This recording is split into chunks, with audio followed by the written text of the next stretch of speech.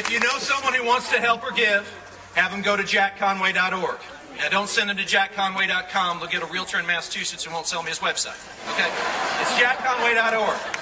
But go there. Volunteer. Help us out. We've got 21 days to go. We've got 21 days to go. And Rand Paul's out there right now playing to fear rather than hope. And the guy standing behind me right now said it best when he said the following. When he said that there's nothing that's wrong with America that can't be fixed by what's right with America.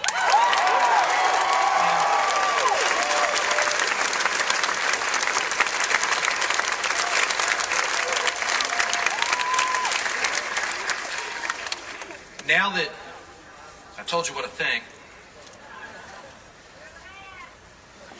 I'm number 2 on the podium today, man, with all due respect.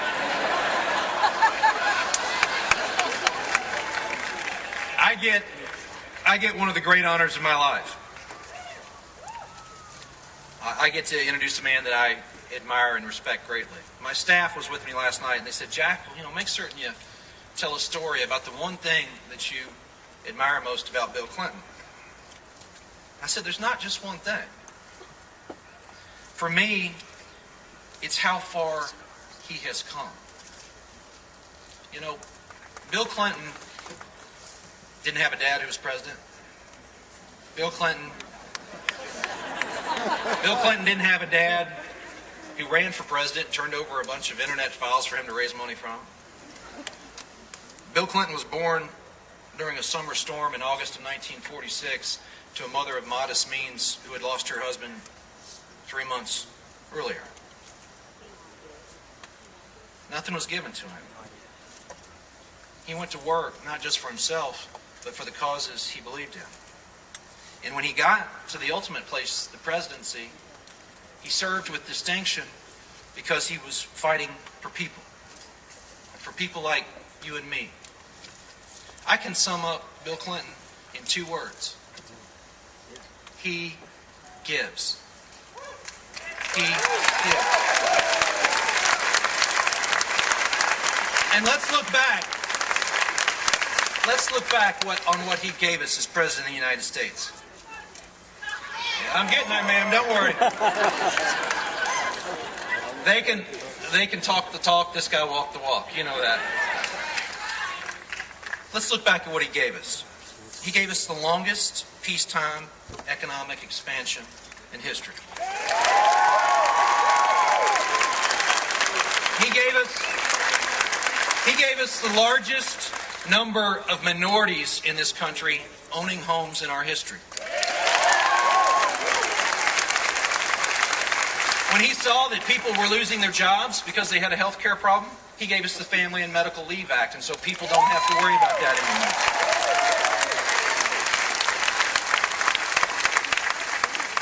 He gave us a welfare system that doesn't keep people down, but that values work and lifts people up.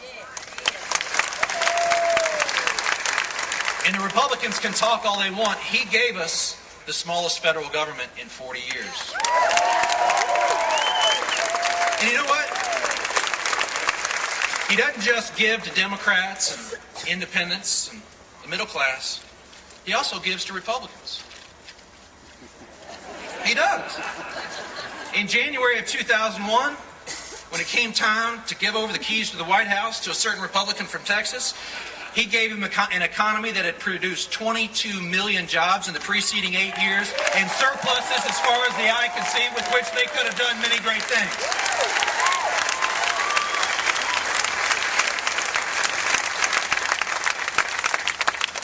If only his successor had been so generous when they handed the keys back to us Democrats about 20 months ago, right? But he wasn't done. His post-presidency has been remarkable, too. He keeps on giving. Plato, and I heard Plato was a pretty smart guy, Mr. President. Plato said that the measure of a man is what he does when he gets power. And Bill Clinton has a powerful microphone. He's used it to create the Clinton Global Initiative, which has helped 200 million lives in over 170 countries.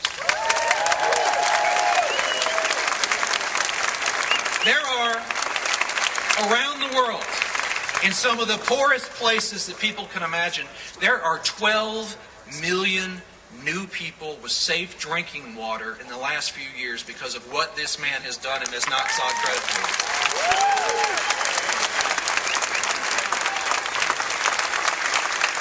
And when the tsunami hit, or when Katrina hit, they call a lot of people, this is the first phone call that they placed. And when they had the earthquake in Haiti, he didn't just help. He didn't just cut a commercial. I turned on my TV, and he was down there with his sleeves rolled up, unloading the transport plane. That's what kind of ex-president this is. And people often ask me, why does Kentucky love Bill Clinton so much? Why do Kentuckians love Bill Clinton so much? That's right. He loves us. And he wasn't given anything. He dug it out of the dirt himself. And he didn't dig it out of the dirt for himself. He dug it out of the dirt for you. And Kentuckians can identify with someone who fights every day, dusts themselves off, and tries to do better by their neighbor. And that's what Bill Clinton's life is about, and that's why Kentuckians love him so much. So, it is my distinct pleasure, it is my distinct honor to give you a friend of working people, to introduce to you a man who is no stranger to the Commonwealth of Kentucky, who is no stranger to working families. It is my distinct honor to introduce to you the 42nd President of the United States of America, William Jefferson Clinton.